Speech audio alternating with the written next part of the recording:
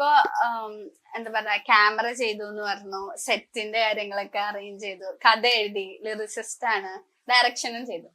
അപ്പൊ ഞാൻ എടുത്തു ചോദിക്കുന്ന ഒരാള് നമ്മുടെ മലയാളം മൂവിയിൽ ഇതേപോലെ ഒരു പ്രതിഭയുണ്ട്, അതാരാന്ന് എല്ലാവർക്കും അറിയാം.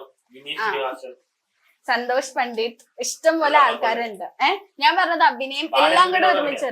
ബാലേന്ദ്ര മേനോൻ അങ്ങനെ. ഞാൻ പറഞ്ഞത് ഒറ്റ അല്ല, പക്ഷെ നമ്മുടെ സന്തോഷ് പണ്ഡിത്തിന്റെ ഫസ്റ്റ് മൂവി ആണെങ്കിൽ ഭയങ്കര ഹിറ്റ് ആയിരുന്നല്ലോ, ആൾക്കാരും അക്സെപ്റ്റ് ചെയ്തു. ഞാൻ ഫസ്റ്റിലെ പടത്തിൽ അഭിനയിക്കാൻ വരുമ്പോ എനിക്ക് തോന്നിയത് ഇങ്ങനെ തന്നെയായിരുന്നു. നമ്മള് കാണുമ്പോ നമുക്ക് ഒട്ടും ഫീൽ ചെയ്യില്ല ഇത്രയും ക്വാളിറ്റി ഉള്ള പടമാണ്. അപ്പൊ നമുക്ക് ഒരു ഔട്ട് കണ്ടപ്പോ ശരിക്കും മനസ്സിലാവും ഇത്ര കാശ് മുടക്കി കൊടുത്ത പടമാണെന്നാണ് നമുക്ക് തോന്നുന്നത്. അങ്ങനെയൊക്കെ ഒരു നല്ല ക്വാളിറ്റി ഉണ്ട്. എങ്ങനെ ആ ഒരു ക്വാളിറ്റി മെയിൻറ്റെയിൻ ചെയ്യാൻ എന്താ ചെയ്തത്, മെയിൻ ആയിട്ട് എന്താ ചെയ്തത്? കാരണം ഇപ്പൊ പൊതുവെ ലോ ബഡ്ജറ്റ് വരുന്ന പടത്തിന് ക്വാളിറ്റി കുറവായിരിക്കും, അല്ലെങ്കിൽ കുറെ ഇഷ്യൂസ്. നല്ല ക്യാമറ എന്ന് പറയുന്നത് ഞാൻ 7-3 ഷൂട്ട് ചെയ്തു. ഞാൻ ആദ്യം വർക്ക് ചെയ്യുമ്പോ നമ്മളതില് താഴെയാ 7,000 രൂപ. അതാണ് ഈ പടത്തിന്റെ ഹൈലൈറ്റ് ആയിട്ട് നിൽക്കുന്നത്. അത് വേറെ ഒന്നുമല്ല, പുറത്തുനിന്ന് ആദ്യം ഞാൻ ഫസ്റ്റ് വർക്ക് ചെയ്യുമ്പോ പുറത്തുനിന്ന് ക്യാമറമാനെ വിളിക്കും. അപ്പൊ പെർ ഡേ നമുക്ക് 5,000 6,000 കൊടുക്കേണ്ടി വരും. നമുക്ക് പിന്നെ നോക്കുമ്പോ മുതലാവൂല. അങ്ങനെ അവസാനം എനിക്കൊരു ചേട്ടന് പരിചയമുണ്ട് സ്റ്റുഡിയോ. പുള്ളിയുടെ സ്റ്റുഡിയോ പോയി ഡെയിലി ഇങ്ങനെ ഇരുന്നിട്ട് സോണിയുടെ 7-3 വർക്കിംഗ് പഠിക്കും. പുള്ളി എല്ലാം പറഞ്ഞു തന്നു. അങ്ങനെ ക്യാമറ ആ സൈഡിൽ നിന്ന് പഠിച്ചെടുത്തു. പിന്നെ പണ്ടോട്ട് എഡിറ്റിംഗ് പറഞ്ഞു. എഡിറ്റിംഗ് ഞാൻ തന്നെ ഇമ്പ്രൂവ് ചെയ്തുകൊണ്ടിരുന്നു. ഒരു സൈഡ് ഞാൻ എഡിറ്റിംഗ് ഇമ്പ്രൂവ് ചെയ്തു, മറ്റേ സൈഡ് ക്യാമറ പഠിച്ചെടുത്തു. അടുത്ത സൈഡ് എന്താണെന്നറിയില്ല, കണക്ഷൻ കുറെ ആൾക്കാരായിട്ട് ബന്ധങ്ങൾ ഉണ്ടാക്കി എടുത്തു. സിനിമയിലുള്ള കുറച്ച് പേരായിട്ട് ബന്ധങ്ങൾ, പ്രൊഡ്യൂസറൊക്കെ ആയിട്ട് ബന്ധമുണ്ട്.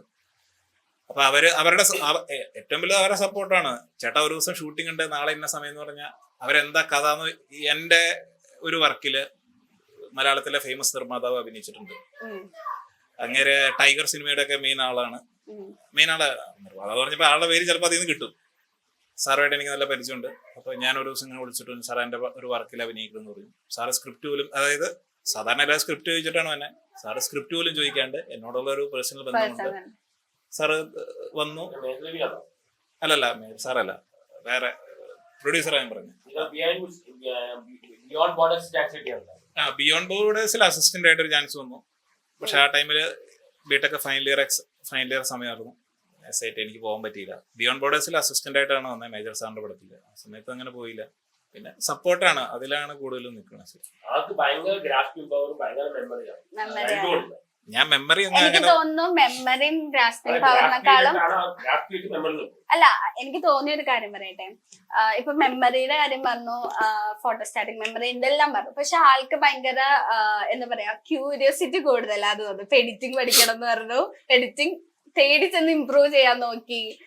ഡയറക്ഷനും ക്യാമറ ഒക്കെ നമ്മള് അതിനോടുള്ള ആഗ്രഹം ഉണ്ടെങ്കിലേ ക്യാമറ ഒക്കെ പഠിക്കാൻ പറ്റുള്ളൂ അല്ലേ. അപ്പൊ ആൾക്ക് ഭയങ്കര ക്യൂരിയസ് ആണെന്ന് തോന്നുന്നു പഠിക്കാൻ ഭയങ്കര.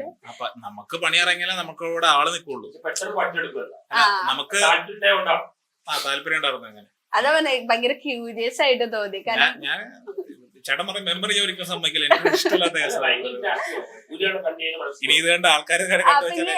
പിന്നെ എന്നോട് സന്തോഷ് ചേട്ടൻ പറഞ്ഞു ആള് എന്താ പറയാ ഭയങ്കര ആ മെമ്മറി പവറിന്റെ ഇതില് കഥ മനസ്സിന്റെ ഉള്ളിലാണ്. അത് വേറെ ഒന്നുമല്ല, സ്ക്രിപ്റ്റ് എഴുതൂല, ഡയലോഗൊക്കെ ഓൺ ദി സ്പോട്ട് അല്ലേ.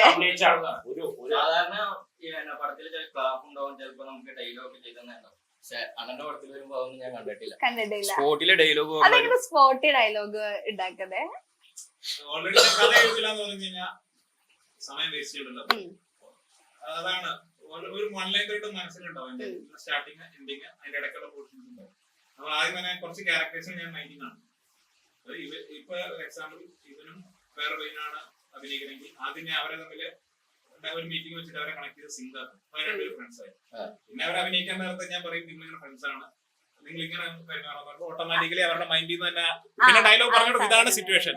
ഒരു എക്സാമ്പിൾ ആണെങ്കിൽ ഇപ്പൊ ഒരുത്തൻ മറ്റവരുടെ അടുത്ത് യാത്ര പറഞ്ഞു പോകണമെങ്കിൽ ഒരു വിഷമമുള്ള സീനാണെങ്കിൽ ഇവരാദ്യം പരിചയമില്ലാത്ത രണ്ടുപേരും ആദ്യം ഞാൻ സിങ്ക് ചെയ്യും, ഫ്രണ്ട്സ് ആക്കി അവരെ മാറ്റി അവർക്കൊരു ഗ്രൂപ്പ് ഒക്കെ ഉണ്ടാക്കി അങ്ങോട്ടും ഇങ്ങോട്ടും അവരെ സെറ്റ് ചെയ്ത് വെച്ചിട്ട് പിന്നെ അഭിനയിക്കുന്ന ടൈം പറയും എടാ നീ ഇവരെ പിരിഞ്ഞു പോണ സീനാണ്, ഓട്ടോമാറ്റിക് മറ്റവന്റെ മൊത്തം ചെറുതായിട്ട് വരും, കുറച്ച് ടൈം എടുക്കും. ഞങ്ങളുടെ കാടന്റെ ക്ലൈമാക്സിൽ 15 പേരുണ്ടായിരുന്നു. 15 പേര്. അതിന്റെ ക്ലൈമാക്സ് എന്ന് പറഞ്ഞാൽ ഒരു ശരിക്കും പറഞ്ഞ ഒരു ഗ്രാമത്തിൽ നടക്കുന്ന കുറച്ച് മിത്താണ്. ചേട്ടൻ ഒരിക്കലും ഒരു പറഞ്ഞിട്ടുണ്ട്, മിത്താണ്, ഒരു മിത്താണ്. അപ്പൊ അതിൽ അവസാനമാകുമ്പോ ട്രൈബൽ നൈസ് നമുക്ക് ചെയ്യാൻ പറ്റിയത് ഒന്നെങ്കിൽ മരുന്നിന്റെ കേസ് ചെയ്യാം, അല്ലെങ്കിൽ തേൻ ശേഖരിക്കുന്ന കേസ്. നമ്മൾ മരുന്നിന്റെ ഒരു സെറ്റപ്പിലാണ് കഥ ചെയ്തേക്കുന്നത്. അപ്പൊ ക്ലൈമാക്സിൽ ഇങ്ങനെ വന്ന് ഒരു കുറച്ച് പേര് ഇങ്ങനെ പോയിട്ട് വന്ന സംഭവമുണ്ട്. അപ്പൊ ഈ ഗ്രാമത്തിൽ എല്ലാവരും കൂടും, 15 പേര്. 15 പേര് ചെയ്യുന്ന സമയത്ത് ഞാനും അഭിനയിക്കുന്നുണ്ട്. ഞാനും വേറെ സ്ഥലത്ത് നിന്ന് വരിക കഥ.